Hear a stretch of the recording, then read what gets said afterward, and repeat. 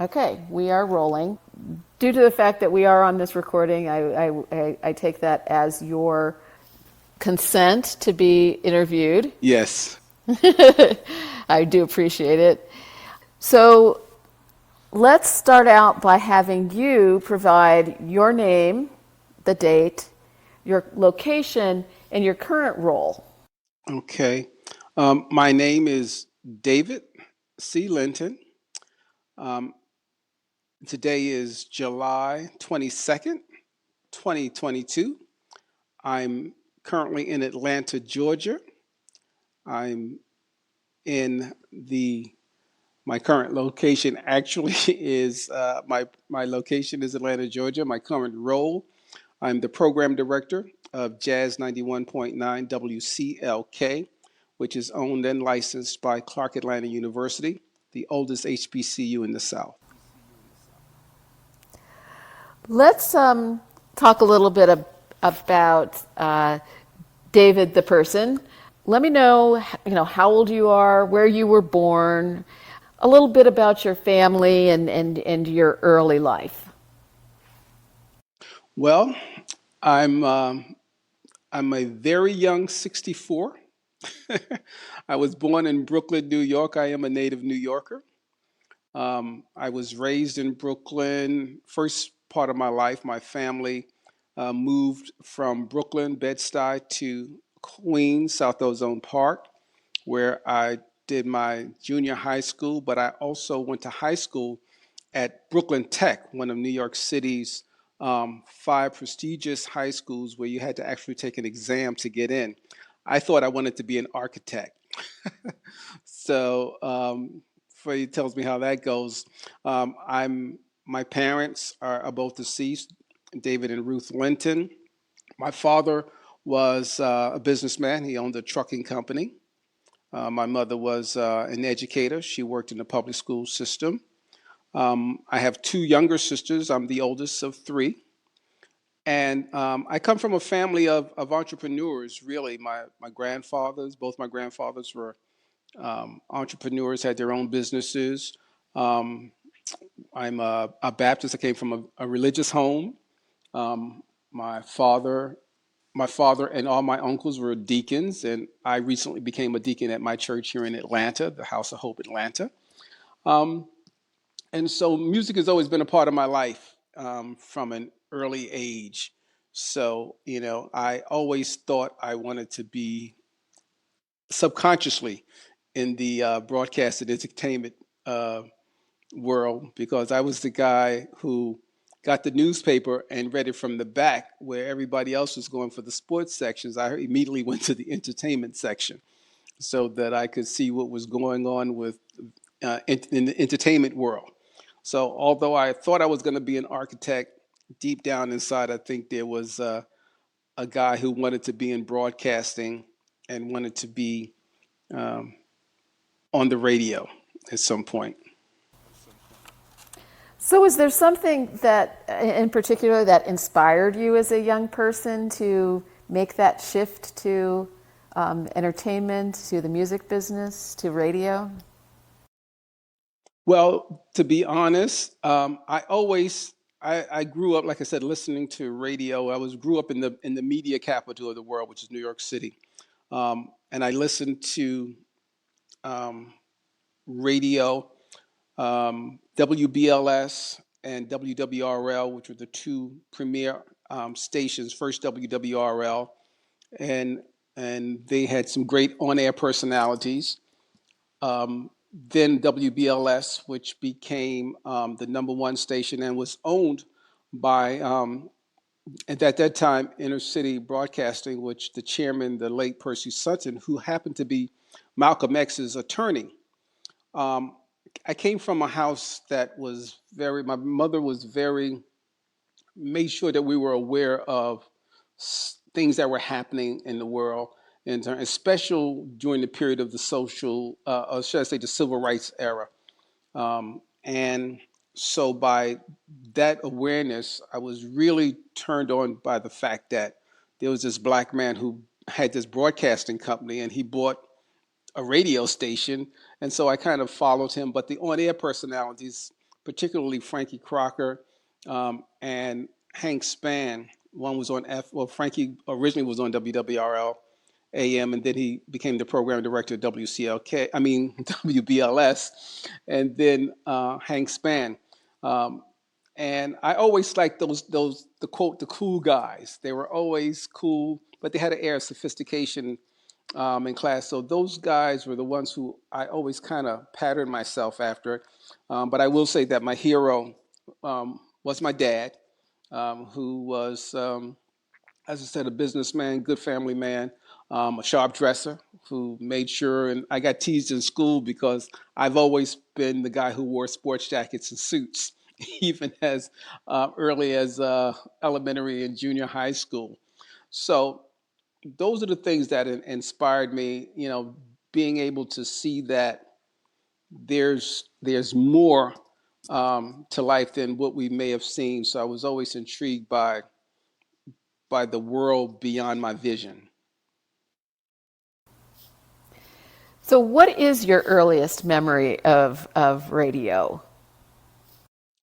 Well, my earliest memory of radio really was when my father bought me a clock radio, and I'll never forget it because it was the night actually that Dr. King got assassinated, and we were living in Bed-Stuy, and of course there was a lot of looting and stuff going on, and somebody dropped off it. I remember it today, and it's kind of ironic. It was an looked like it was beat up, but it was a crimson and cream clock radio. And my father gave it to me, and I think the irony is that it's crimson and cream. I became a member of Kappa Alpha Psi fraternity, and our colors are crimson and cream. Um, and so I had my own radio. So I was able to listen to those disc jockeys. And I remember at night my mother coming in her bedroom and said, "Turn that radio off. You got to get up and go to school the next day." So radio was just always a part of my. I had an affinity to radio, and it had such an impact in it because radio, especially during that period, was how Black people were able to get their news and their information. That became how we learned what was going on through those stations, because a lot of it wasn't being saw on television. You didn't see it on television, but you always heard it on radio. And the disc jockeys were always the communicators. They became the real um, leaders in terms of motivating people. And as I grew in this business, I understood why some of those personalities didn't stay long at their jobs because they got bigger than the radio station, and some of the employers didn't want to pay them, and or um, they were so powerful that when they said something, um, the community listened. I mean, the night Dr. King died, it was a disc jockey by the name of Tony Bird um, in um, up in Buffalo or Rochester, who really was the one who, no, in Boston, who cooled the crowd when they were rioting. Um, and disc jockeys across the country, you know, Magnificent Montague in Los Angeles coined the phrase "burn, baby, burn." He wasn't telling people to riot, but that was just a part of his his shtick, if you will. And so, radio to me was always important in our family, whether it be listening to gospel or the R&B station. But even then, I did not think that radio was going to be a career for me. That did not happen until I got to college, um, when I decided to get into radio. And even then, I didn't even know what an HBCU was. You know, I actually applied to. I'm what I like to call a cool nerd. I applied to Ivy League schools and got accepted to a couple of them, but because of the cold temperature up in northern New York, Syracuse, Ithaca, um, I didn't want the cold weather, so I took my little college book out and went down and looked at a city. I saw Raleigh, North Carolina. The average temperature in the winter then was about 50, 55 degrees. And I was like, that sounds like a place I might want to do. And then I saw this school, Shaw University. It said um, private Black Baptist institution. I remember it like it was yesterday. And I said, okay, I'm Black, I'm Baptist, let me apply. And I applied. They accepted me and caused a little turmoil in my home because my mother, knowing as a young Black man, having the opportunity to go to an Ivy League school was something that we didn't get a great opportunity to do in those days. But my father interceded and told my mother, well, if he goes where we want him to go, he may not finish. But if he goes where he wants to go, it would be on him. And so um, reluctantly, my mother agreed, and I enrolled at Shaw University on August 15th, 1976. Um, and that was my introduction to the historically Black college world. And when I got there, I found out that they had a radio station. I still wasn't interested in the radio station until one day I saw this young lady walking across the campus and I wanted to talk to her. So I was, and I decided to go and follow her. We had a couple of classes together, but one day I followed her and she was up at the radio station. And every day she was a freshman, we were both freshmen, and she was doing a sports show. And very rarely did freshmen get on the radio at WSHA at Shaw University. And one day the head of the department came up. He said, "You know what? You're up here every day trying to see that girl. I know what you're doing. Why don't you take an elective? And then you could be in another class with her. And you could be up here in the radio station." I'm like, "Oh, why not?" So the next semester, I took an elective in writing for radio and TV because I'm a writer. I was going to be a business major, but writing was always one of my strong suits. Long story short, I changed my major to broadcasting. I got the girl. We just celebrated our 41st wedding anniversary. And I eventually changed my career, and I've been in broadcasting in the music industry ever since.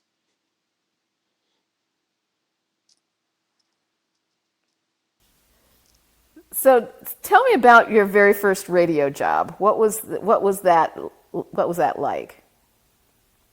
Well, my very first radio job was at Shaw University's WCLK. I mean, WSHA. See, I'm a radio broadcast. I keep saying CLK. But it was at WSHA. I started first doing news, rewriting newscasts. We had an APY. I would rewrite the news, and I did news, trying to eventually get on the air. And then one Saturday, somebody didn't show up, and I was able to go on the air. But in those days, you had to go and pass the FCC third class license, the Element 9. Unlike today, where you can I don't even know if they still do licenses the way we did, because we had to read meters and all of that. But I was able to get my license, and I went on the air on the weekend, a Saturday at 12 noon. And it was David C. on your radio. And I was a student, and eventually became a student program director, and continued to work at WSHA upon graduation. But even during that period, my first commercial radio station job was at WDUR in Durham, which ironically was the operations manager was an alum of Shaw University, the late Alvin Stowe, who gave me my first commercial radio job. And so that began my love and my broadcasting career there on the campus of Shaw University, and then at WDUR as a overnight guy, weekend fill in, and then eventually I went full time, and I did some other radio. So starting with WDUR, and this is post Shaw. Tell me about the progression of your radio roles as time went on. Well, even at Shaw, it was funny, I became the student program director. And then immediately after graduation, I was actually hired by Shaw University. I did such a good job, if you will, at WSHA that I was hired as they were beginning to hire professionals to help with the training of students. And so I literally went from being a student to a professional. Um, WSHA was a really unique situation at Shaw University. Um, it signed on in 1968. It was the very first black formatted FM radio station in the Raleigh Durham market. So up until that time, African Americans only had AM stations to listen to. So Shaw came in with this FM radio station, and during my senior year, my junior year, Dr. Vandergriff, who was the GM, and it was student run up until 1984. But I digress. So that radio station was the station. So we were able to do a lot of things at WSHA that most people at other college stations didn't really do. I'd have to say that because we not only we did broadcasts, we did a lot of public affairs programming. We covered sports shows.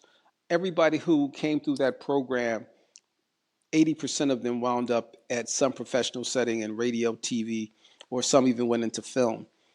In 1981, I began there in 80 as a professional after graduating. In 1981, I was made general manager of the radio station, and with the goal of getting that station certified by the Corporation of Public Broadcasting. What Dr. Vandergriff, the late Dr. Vandergriff, did, Shaw signed on with like it was a small wattage. We were at 12,000 watts when I was started as a student. We eventually went up to 25,500 watts. We did that to strategically keep another station owned by a predominantly white institution from increasing their power. And with that 25,500 watts, WSHA became, in broadcasting terms, was a monster. We had the big stick. And because of what we were able to do, I led the charge to get us certified by the Corporation of Public Broadcasting. We got that accomplished in 1984 or so. We had we had the staff. We got all the requirements to be, become a CPB funded radio station and an NPR affiliate. And that allowed us to do so many different things. But the fact that WSHA was the first and only at that early up until about 85, the only FM station serving the black community, it was a powerhouse. It was more than just a college radio station. It was the radio station, and Reed did a lot of things. And of course, as program director / general manager, I employed a lot of the things that I had learned from being on the commercial side. And so we didn't sound like a college radio station. Although we had students doing it, we set the bar very high for students to get on the air. And it became a great station. And then we did so many great things there at WSHA that I got called to, I got offers to go to other radio stations. I turned down an offer to go to Fayetteville State, their radio station.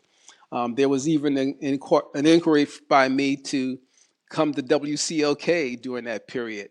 But I turned all those down because we were on a mission to accomplish some things.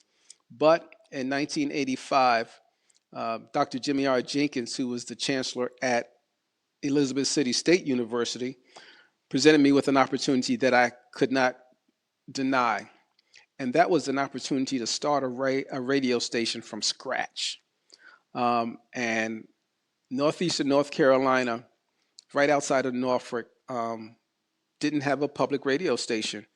And they wanted to have one. And it took a lot for me to take that. That was the first time, if you will, me leaving the nest. Even though I worked at the commercial stations, WSHA was always my safety net. It was I was around people because when you go to HBCU, the people that who are your educators and your the administrators, they become family. It's like going to school and having your uncles and your aunties making sure that you are in class and you do the right thing. But I had really grown to the point where I needed to step out. And so I took that opportunity to go to Elizabeth City State. They said they wanted to start a radio station. I learned the first thing about negotiating employment contracts and getting all the facts before you take a job. Because when I got there, all they really had was a CP, which was a construction permit, and they didn't have anything else. There was the tower wasn't even up. So I was like, what have I done? But, God put me there for a reason, and we were able to. I went there in 1985, and then in 1986, we signed on a WRVS, which I was able. I picked the call letters, I, I picked out all the equipment, I oversaw the construction of the erection of the antenna, the whole ball of wax. I interacted with the FCC. Well, when I went to Elizabeth City, what I realized is that they had a desire to get a radio station, but all they had was a CP, which was the construction permit. There was no antenna. There was not a building for the radio station to be housed. There were no call letters. Um, they still was in the application process. And so I had to do all of that paperwork dealing with the attorneys and the FCC. And one of the things that sort of set the stage, even for me getting that, and I have to go back to the WSHA for a second. I know I've been in this business now about 40 plus years. I know very few people who had an encounter with an FCC inspector. I was at WSHA one afternoon, and a guy came in and he showed me his badge, and it was an FCC inspector. And he wanted to see our logs, our public files, and all of that. And my and I immediately called my engineer. He rushed over. He was nervous. I was cooler than my my engineer because he too had never had that experience. And they went through the station. They found one or two minor violations, and Dr. Vandergriff, who was the station manager at the time, because I was the PD and I was the person on site, he made me respond to the FCC.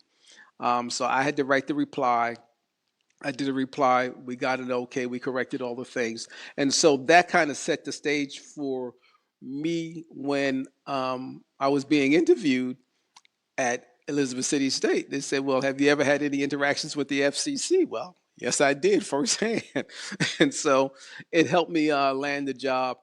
Um, and like I said, we had to do everything. And so I'll never forget the day when we got the letter saying that the station, the frequency was approved at 90.7. We then need to apply for some call letters. And then I came up with WRVS, which is Wonderful Radio Viking Style. And the Vikings is the mascot for for the Vikings at Elizabeth City State. Excuse me. And so we were able to, and like I said, we didn't even have a place. So we took this old White House that was on the university's property.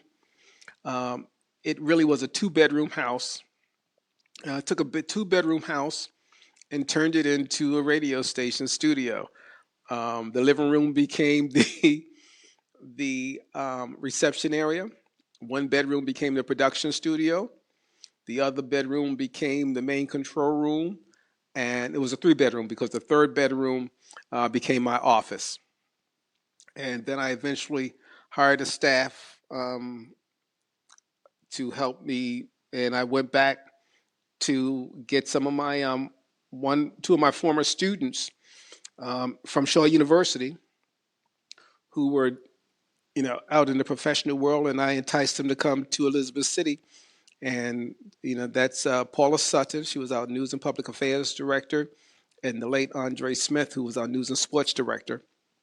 and we created the nucleus of what was WRVS. Today, that station, some 37 years later, is now at up to 45,500 watts.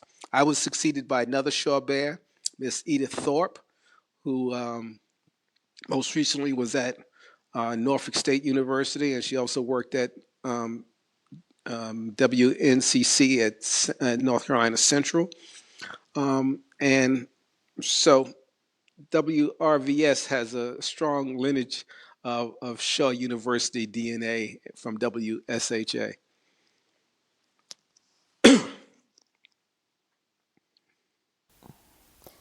It certainly does. There are a few names that I've heard repeatedly in my site visits and my discussions with station managers, and it's a really important legacy. But it's also at this point a legacy from WSHA that really is important to preserve. And can you talk a little bit about what's happened with WSHA?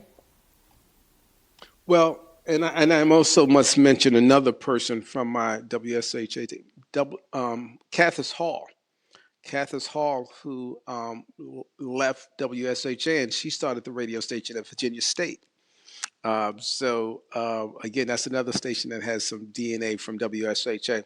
Well, WSHA over the years, after I left, there was a management change, and I will say this: I think holistically, um, some of the historically black colleges really don't realize the real valuable tool they have in their radio stations. Um, they are not only just for entertainment; they can help tell their story. They can help with recruitment and a lot of different things. But they're but they are but they try to make them more academic units and versus being business units. And I think that was part of the issue, which led to the demise of WSHA. And I, along with Edith Thorpe and a lot of other alumni, fought tooth and nail for WSHA to be saved. But the school didn't see the real value of the radio station. They said they were having some financial issues. Somebody offered them an amount of money, which I still think was under market value. Actually, I know it was under market value for that radio station, because that radio station, had it been properly managed, run, and appreciated, really could have was more of an asset. And in today's world of broadcasting, with conglomerates owning radio stations, there are not many independent voices. HBCU owned radio represents real black radio ownership. And I think that was an opportunity that was missed. And we waged a year long battle to try to save that radio station. I was even brought in by the former president, who's Dr. DuBrois, who's now at Howard University, to come in and do a study to try to show how what the station value was to the community, not financial value, but the overall value. But when people have their minds made up to do something, sometimes they ignore the facts. And they try to say we were emotional. We were emotional, but I'm fact based. I left broadcasting to go into the music industry, so I'm a businessman. And I had a very successful, a very successful career in the music industry. And so I understand, profit and loss statements. I ran divisions, multi-million dollar divisions. But I also know the value as a broadcaster, the power of owning a broadcast facility. And so they eventually sold it. And WSHA now is a memory. It was one of the first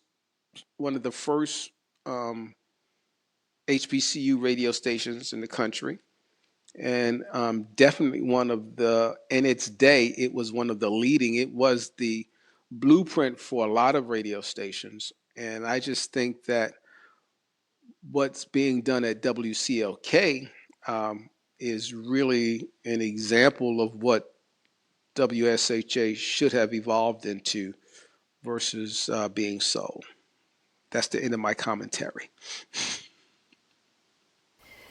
Well, just to help fill in those gaps a little bit, can you remember a few of the programs that you think were really flagships at WSHA back in the day? Oh yeah, there was several, and I one of the programs that I inherited. I didn't start it, but we had a program called Perspectives from Within, which was a show where we actually went into the Raleigh Correctional Facility and had inmates create. We taught inmates how to create radio show, and they did a weekly radio show every week, um, and it was a music show. But they did a very good job.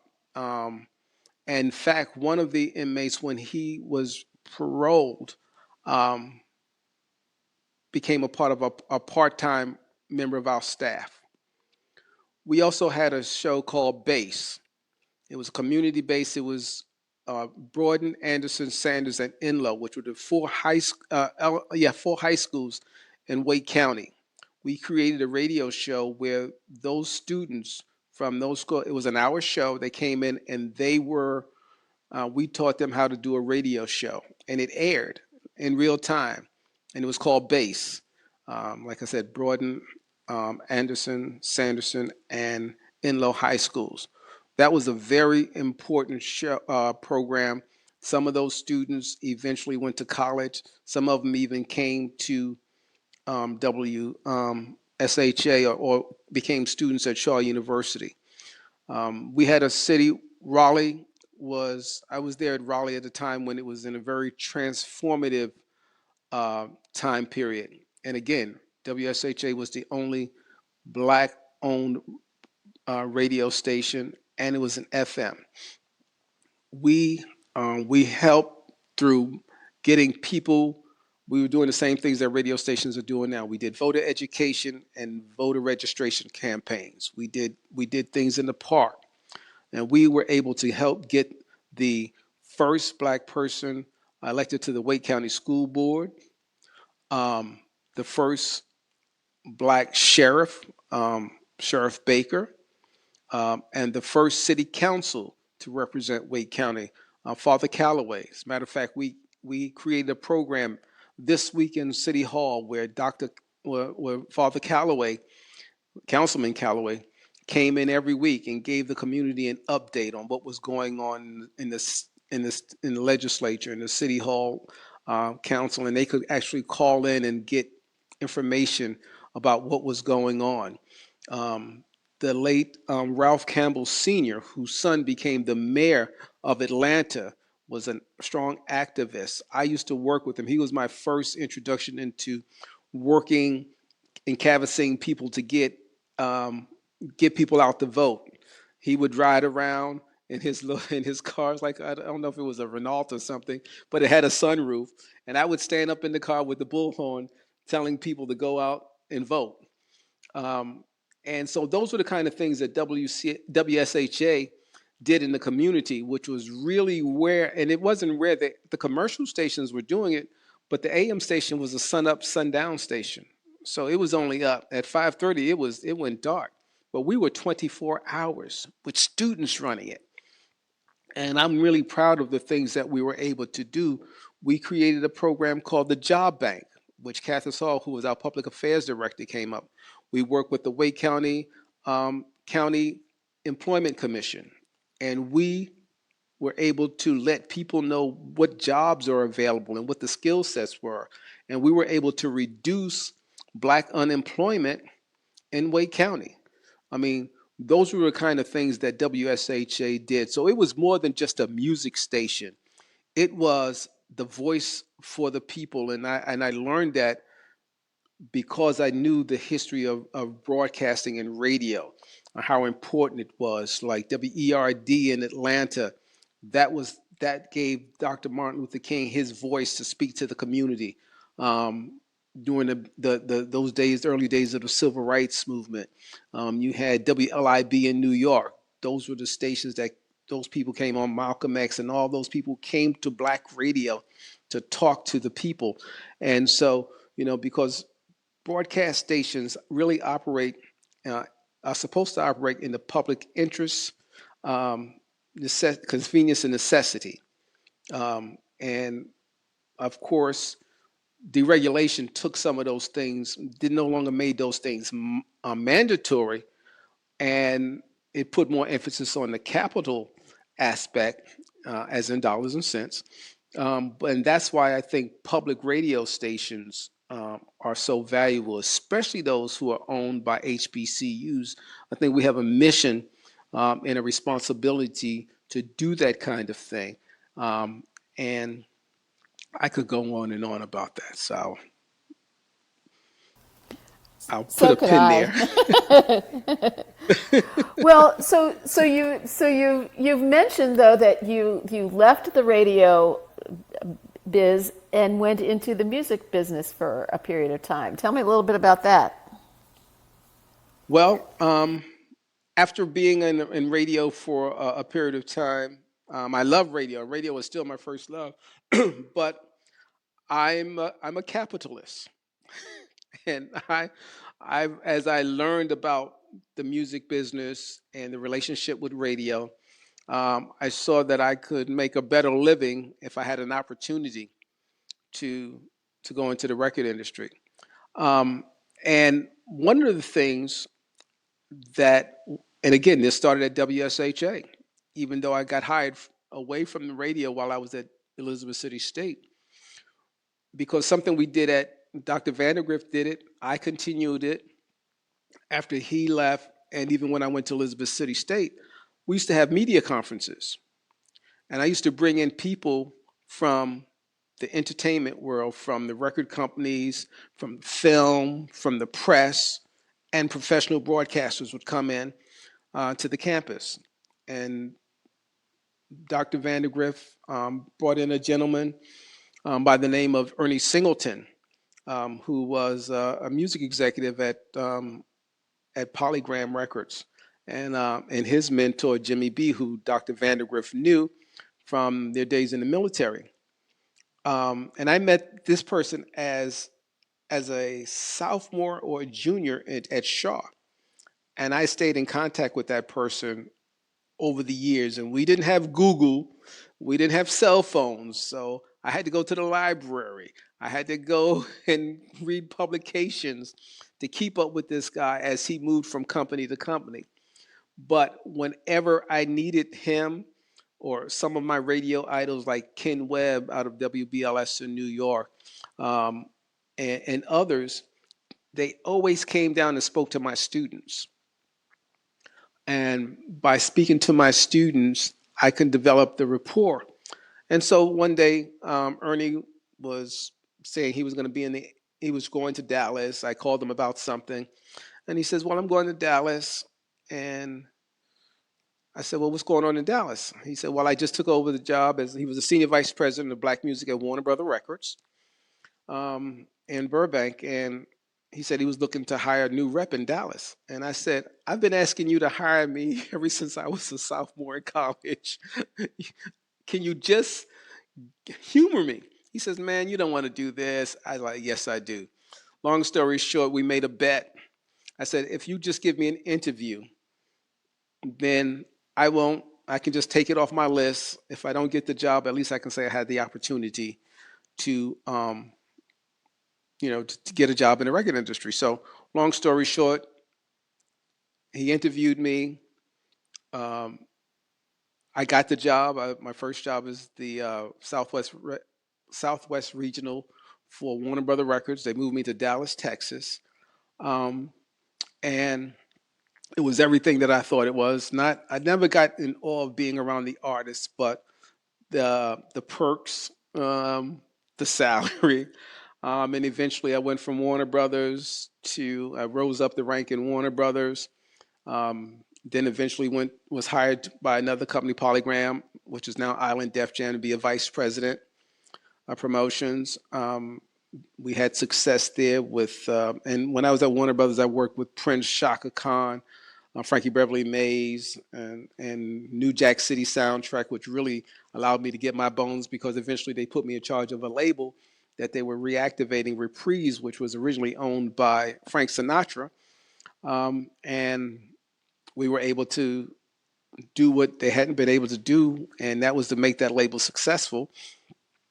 And then I got hired by other companies, and I went to Ireland, wound up working as a vice president promotions at Arista Records, working with Whitney Houston, um, L.A. and Babyface, and Tony Braxton, Aretha Franklin, etc. And then eventually, I was hired to become a senior vice president at Capitol Records. So I went from one coast to the other coast a couple of times, and we were very successful at Capitol Records.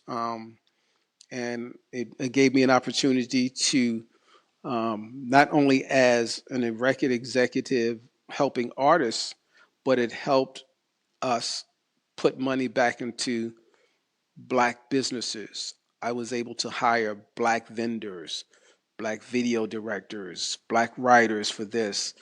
So we were able to take some of that money that we were generating and make sure that it went back into our communities with our businesses. Of course, a lot of that has changed with downsizing industry. The labels have gotten smaller. Some of the power that we had as black executives was kind of eroded. It's not as much or as many of us, although we are responsible for a good percentage of the music industry success from a performing standpoint. There was a time when we not only had the performing aspect, but we had the executive talent. That too has somewhat eroded. But yeah, it was a great time, and I'm very happy. But what made the move to even the music industry what made it palatable and delightful for me. Not only, like I said, I was a capitalist, and that's true, but it allowed me to still stay connected to radio. I've been in just about every major radio station in the country. And when I was in those positions, I made sure that I supported college radio stations that were at black schools. Because on the pop side, well, or the white side, that's a euphemism for pop, they supported their college radio stations with their alternative music or what have you. They made sure that they put in their budget. So I put in budget and for my black radio stations that were at my colleges. And so when I eventually wound up at WCLK, it was kind of interesting to talk to them. And they say, we broke this artist and we broke that artist. And I was like, yeah, I know you did, because that was an artist that I was working in. In a lot of cases, when I couldn't get the big stations to play it, I know that I could always find home at college radio stations who were always, more adventurous and a little closer to what's happening. So, yeah, my career in the music industry was uh, was enjoyable. And the thing about it is I got to work and meet all of my childhood idols from radio. And the thing that made it really great is that when I met them, they weren't buttholes. they were they were just as nice and cool, and so when I grow up listening to a Frankie Crocker or a Hank Spann on the radio, and now I'm working with Hank Spann, who was also a vice president at Warner Brothers. We actually were hired around the same time. And then I'm meeting a Frankie Crocker, or having a Ken Webb, or some of the other announcers to come to talk to my students. So it's been very fulfilling to be able to make those transitions. One, to be blessed by God to have the kind of career that has allowed me to see the country and parts of the world on somebody else's dime, but also to be able to pour back into our communities. I tried to talk to artists and helping them to understand the economics of the business, because you've seen so many stories of how artists sell millions and millions of records and then they wind up living in mom's house or going broke because no one is teaching them the economics of the business. And so I was able to do that because, again, I went to Shaw as a business major, so I was always interested, even in radio. Once I got to radio and learned that the program director was in charge of all the DJs, and he was a part of management, that's where I set my sights. I never just set my sights on being a disc jockey. If I'm gonna be a disc jockey, I want to be in charge of all of them. And then eventually I became a general manager. So I did the same thing in the music industry. When I started working paths to grow, and God was able to bless me um, to do just that. So you made a transition back to radio from the record industry. Yes, the radio, when the record industry imploded around 2000, um, it was crazy. At one time there was like 20 record labels, and if you lost a job at one place, you could go to another. And and 2002 was the first time that I had ever been without regular employment. I mean, I've and in a business where that is a constant from the time I graduated in 1980 all the way up to 2002, I had uninterrupted employment, which is a rarity. And if it did, it was because I decided to leave one company to another because I also learned um, how you can grow financially is by leaving one company, going to another. Just like if you're in insurance, you can get a better rate if you leave the company you're at and go to another one because they always have incentives to get you. Um, but in 2002, and so when that happened, we were faced with some issues. I was living in Los Angeles, um, and me and my wife decided, and I did marry. My wife is from Macon, Georgia, and we kind of decided wanted to know where we go. We had lived in New York, we had lived in Dallas, we lived in North Carolina, and everybody thought we were going to go back to North Carolina, but we decided at that point we really wanted to be closer to family again. We had been able to travel and be away from family, but always see them, but never really lived. The closest we lived around family is when we lived in New York, um, and so we decided to come to Atlanta. Long story short, so we sold our home in LA and moved to Atlanta. And I came here, I was doing some consulting. And one day, Edith Thorpe, who was in school with me at Shaw and who succeeded me at WRVS, said, "You know what, David, you need to be really back in radio. You've got too much knowledge, you've got too much this, that, to just be sitting on the side, not doing it." And I was like, eh. And the thing was, I'll be very honest, I was a little discouraged because when I first got to Atlanta and tried to get jobs, nobody would hire me. One, because they thought they couldn't afford me, because people kind of know what music executives made. I think, and then there was other people who thought that I might come in and try to take their jobs because I've always been a leader. And so, like, how can you be, uh, if you've been leading all this time, how are you going to follow somebody? But I always say, in order to be a good leader, you got to be a good follower. So Edith said, "I want you to meet my friend. She's the general manager of WCLK, Wendy Williams, and you guys should just go to lunch and have a conversation." I said, I messed around. I said, "Nah, nah." I said, "Nobody's going to hire me." She says, "Just do it." So one day she set it up. I went and had lunch with Wendy, and I was already knew about WCLK. I'd listened to it. I listened to the station, but I was really impressed with her. Um, and her vision for the radio station, and she had been running the station at that time about 20, almost 25 years or so. And WCLK had become the model of what a public radio station owned by an HBCU should be. People always talk about HUR at Howard, but HUR is a commercial radio station. And so you can't really compare HUR to the other stations that are non-public. As a matter of fact, one of my students from Elizabeth City State, Tracy Luttrell, is now the program director at WHUR. Um, and so I sat with Wendy and we talked, and it was kind of interesting. We had a series of conversations, and she told me what the compensation was, and I said, "Okay." And she said, it was funny. She said, "Did you hear what I said the compensation was?" I said, "Yeah." And I love her because all of the background and history that I have, she was not intimidated by that, but she saw it as an asset. And so in September of 2018, she hired me as her program director. That's quite a story. You've made like a full circle in your professional life. That's really fascinating. So you have seen so much in the HBCU radio world over the years. How has it changed in that period of time? You know, um, when I came back, I saw some really good and I saw some really not so good.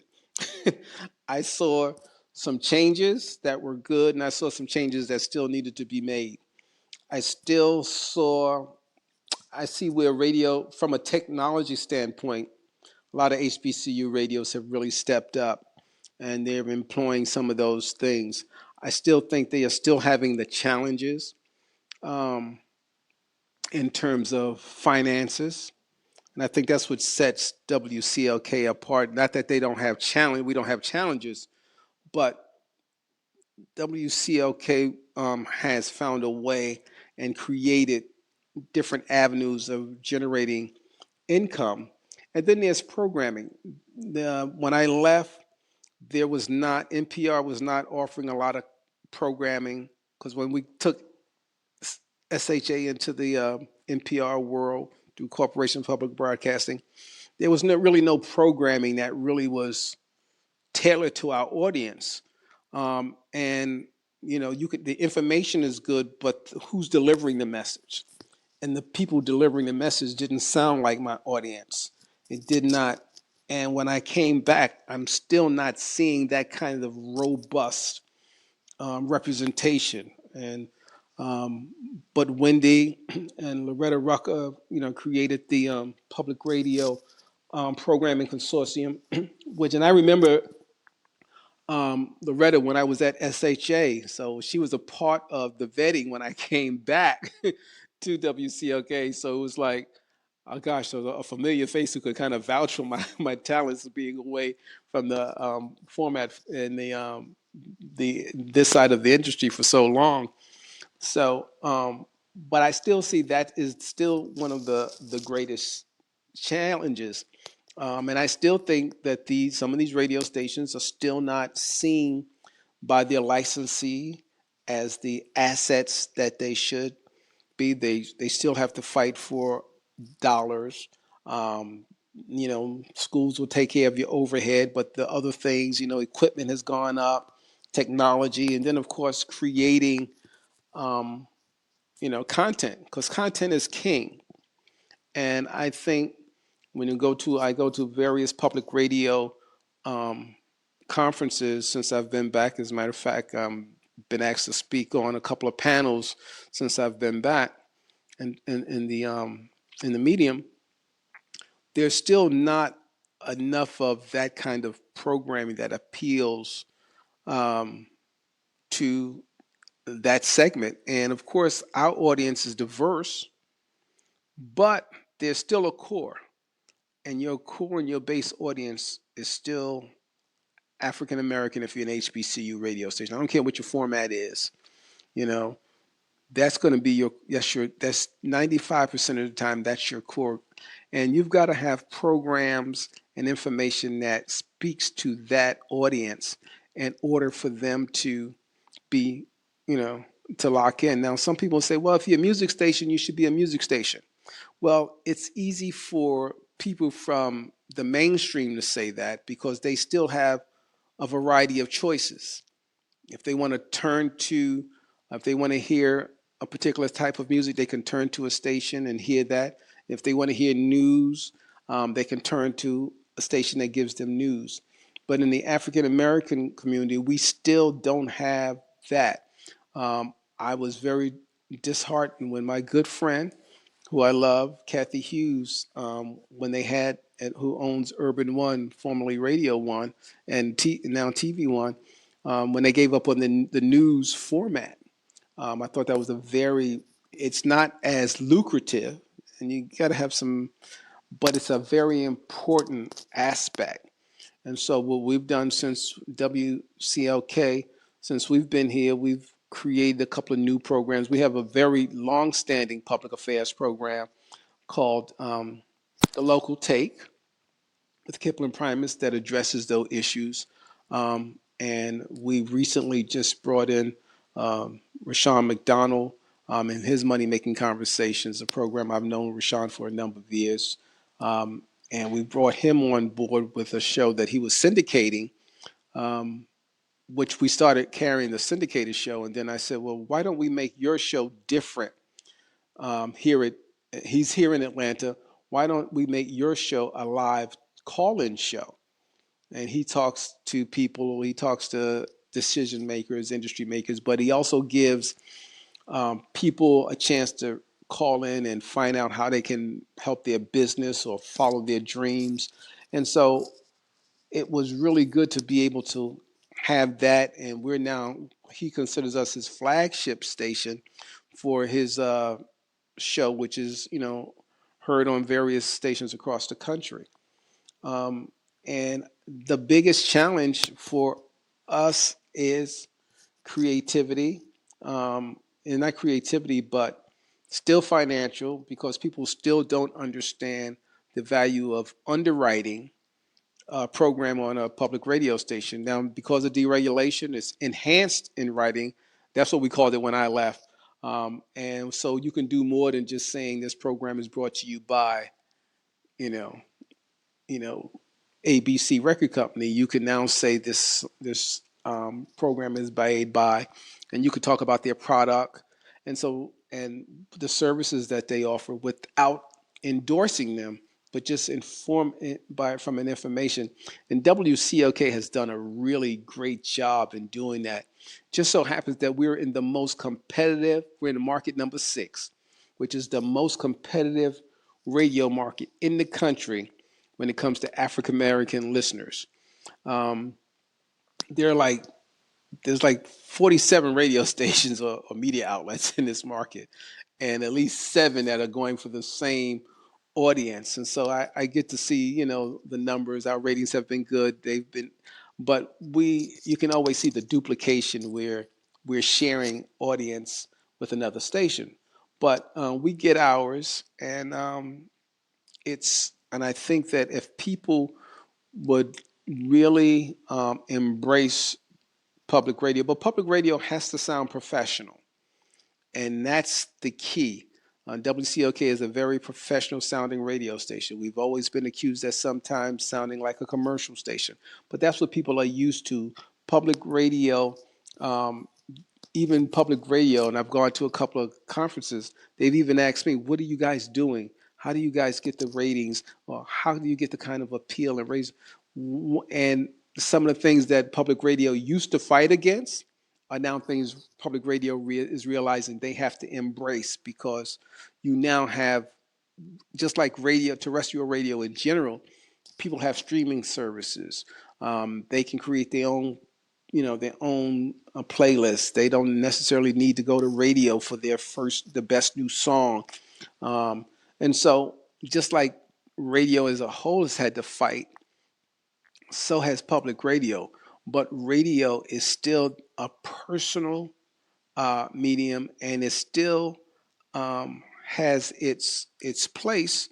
And so we just have to be more creative. We have to be more on the cutting edge of what's happening. But it doesn't, I think that public radio, especially for HBCU radio, is bright if the owners really realize what they have in these broadcast facilities. And I'll get on that soapbox any day and say that a lot of them are missing the boat.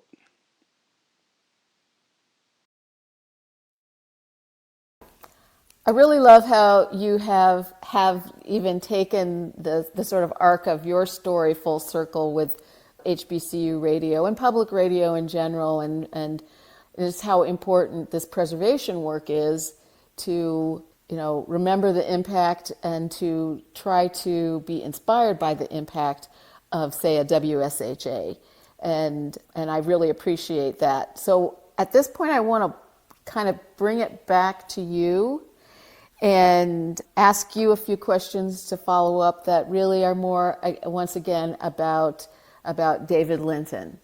And I'd like to know what you feel your proudest accomplishment is in your career. Wow, that's the proudest accomplishment. I mean, it's really. I think there are two that's kind of neck and neck. If there's one thing, I think I go back to WSHA when we said we were going to. First of all, that station was broadcasting in mono. We converted it to stereo. When we said we were going to become a CPB station, a lot of people were naysayers. Even the people on the campus, they were saying it couldn't be done. You don't have this, you don't have that. And so we were able to do that. And so, and the irony about that is we got certified in like 84 and I left in 85. So I did it, dropped the mic, go on. And then right there it's got to be WRVS, you know, to be able to. I was 27 years old, um, and given the opportunity at 27 to start a radio station from an idea, you had a young chancellor who ironically just retired, Dr. Jenkins, Jimmy Jenkins, who just retiring as the president of Livingstone College, and he asked me to come and host his gala, and so I had the opportunity to be reunited with him a couple of weeks ago. But as I said that night, you know, that to me is it because Jimmy he was a brand new chancellor. He was the first alumnus to be elected chancellor, and he was young. He was now having to uh, be the boss of former classmates and that whole thing, you know, professors that, you know, he's going back as their boss. And then to say he was going to put a radio station on, and the university had tried on several occasions to do one unsuccessfully.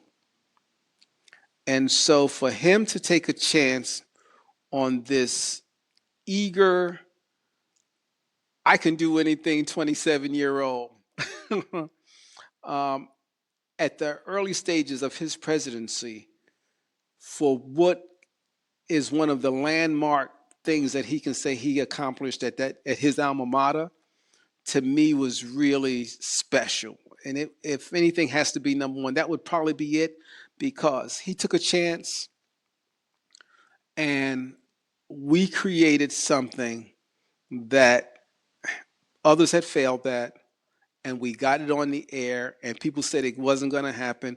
We created a studio, we created a radio station, we laid the foundation for a recording studio, and now they have a television station.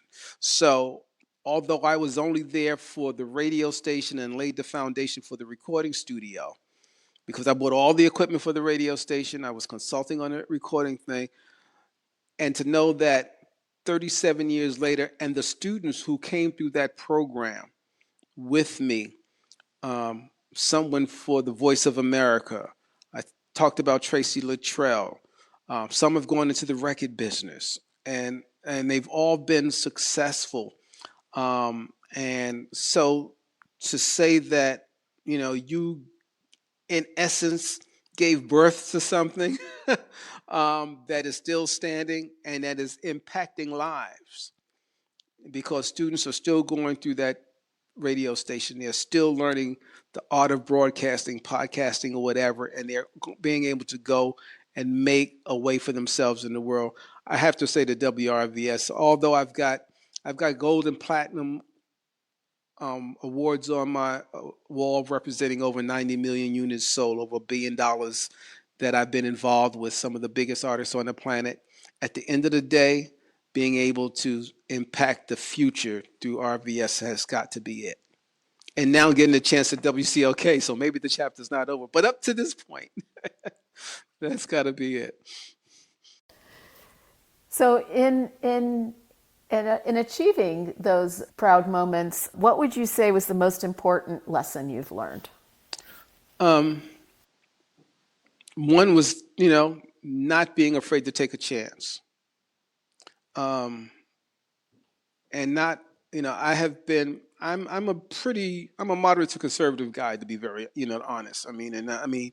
I'm calculating. I'll put it like that. And that's in a positive way. I've always, I believed early on that there's nothing really new under the sun. Everything has been done before, if not exactly the same way, it's been attempted or something. And so I've been able to learn by other people's successes and by their mistakes.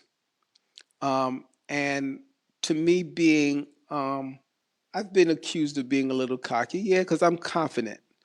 But I also know that you need a team and the right people, and that's to me is one of the things that I learned. I learned if you're going to be a good leader, you got to be a good follower. But and also, if you get the right people, you give them the resources to do their job, and then you get out of the way and let them do their job.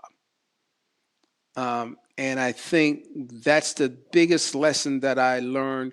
And it was one of the things that I learned working for several great leaders, whether especially in early on with Dr. Vandergriff, Jimmy, all of my bosses have given me the resources, and then they got out of the way. And I have this saying: I know what I know, and what I don't know, I'm willing to ask. And I think that's so important. You can't BS the BSer. you know, so you just have to be honest. We don't know everything, um, but I know that there's always the answer. So that's one of the things that I've learned over the years. We've made some mistakes, um, but the the ability as of any leader is to admit it, cut your losses, and keep moving. And so there's several lessons that I've learned away. I think, but but it really is. You got to believe in your people. You hire your good people, you give them the resources, and you let them do their job. Get out of the way and let them know it's okay to make a mistake. Because sometimes people feel that you can't make them. If I make a mistake, oh my God, no. You make your mistake, you learn from it, and then you keep moving on. That might have been more than one thing, but Well, another question was, do you have any words of wisdom to pass along? And you sort of just did that in relating that. So, let me ask you how you would like to be remembered. wow, that's you know what I like to be very. I like to be remembered as someone who um, made made an impact. Not so much in accomplishments, but that I left any situation that I've been involved with. I left it a little better than it was when I got there. You know, I'm chairman of a nonprofit organization, the Living Legends Foundation, which is celebrating its 30th anniversary. Um, and I always tell that group, one thing that I want to do is I want to leave the foundation better than I found it. When I became chair, I wanted to leave it better, and that's what I wanted to be. I want to be known as somebody who tried to make an impact to improve the lives of others. Um, and I think if that's what somebody says, David Linton, and the other thing, um, something my grandfather used to always say, and I think it was one of the guiding principles for me, as it was for my father, etc. He said, "Your name will get there before you do." And so, being a man of integrity, um, is very important to me. And I always said I wanted to have high integrity and a low integrity business, especially when I went to the music side. um, and I think that's what I like to really be remembered as, a man of integrity. Is there anything else that you would like to talk about today while we are conducting this interview? Well, I would like to say about WCLK. I'm at WCLK, and I think that it is, as I told Wendy when I took the job, this is not a bad radio station. It needed some fine tuning, but I think what she has been able to do as a leader, especially as a woman, um, at a radio station, in a market like this, especially in Atlanta, a very competitive market, and to be able to guide this radio stations for 20 plus years, 27 years, and have it be, when I go to a conference and they start talking about things they want to do and they want to do, there are things that WCLK has done or is doing. And I often go to these conferences to try to learn, and I do pick up some things, but I find people are more interested in terms of what we're doing, as much as I'm trying to go get knowledge. So I really think that WCLK is a gem. I think it too, um, is has the same issue that other public radio stations. The people don't see the revalue of it. They enjoy the music, but in terms of what it represents in the bigger picture, I don't. Sometimes people take things for granted, and the pandemic really, allowed us to connect with our audience in a different way. When everything was abnormal, we became that normal. And when we do our fundraising and people make comments, your radio station really got me through. If it wasn't for WCLK, I don't know what I would have done. I could turn on the radio and I can hear Morris in the morning, or Reva in the midday, or Jamal in the afternoon. Those are our afternoon, and Deb Moore. Those are our top four announcers. Um, and to hear them play the music or say something that let me know that, okay, we might be going through this crazy thing, but it's going to be okay. And that, you can't get that from Spotify. You can't get that from Pandora. You can't get that from Watercolors. And those are all people that I know. I know a lot of those people, but you can't get that from those services. You can only get that from radio. And I think that's the biggest thing that radio has to always remember. People always try to write radio off, but that person coming through that radio, that voice, that's a person who lives and breathes like you, and they can relate to you in the local, especially when we have a lot of syndicated radio shows. And I don't knock that hustle, but it did put a lot of people out of jobs. So I do have my problems with some of those people, and some of those people doing those jobs are my friends.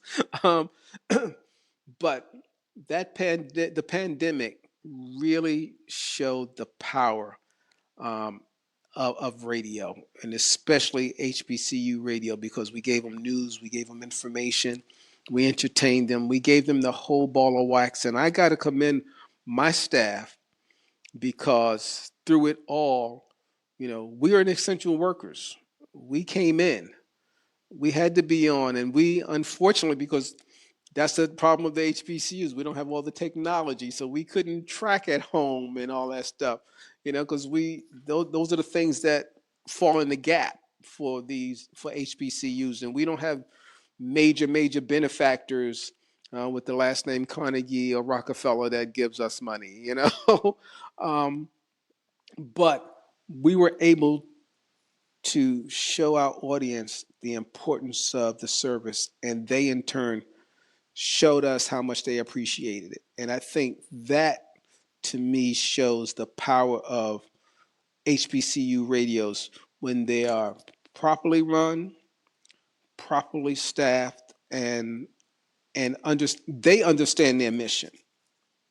You first have to understand your own mission. And when you do that, you can be the asset that you were meant to be. David Linton, I want to thank you for taking this time to talk with me and participate in this project. I hope to share this interview or highlights from it at the HBCU Radio Preservation Symposium that will be held at Clark Atlanta at the University Center in November. Well, I look forward And to it. hope to meet you in person then. Well, I look forward to it, and thank you for the opportunity. I really consider this an honor, and it's not, and I really do. I think that, and this is my excuse me. I really thank you. This is my passion. It has always been my passion. Radio has been my passion.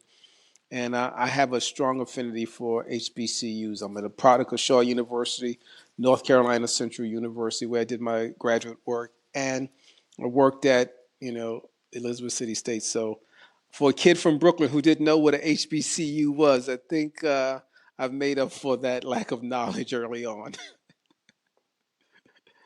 So, thank you. You have indeed. Yeah.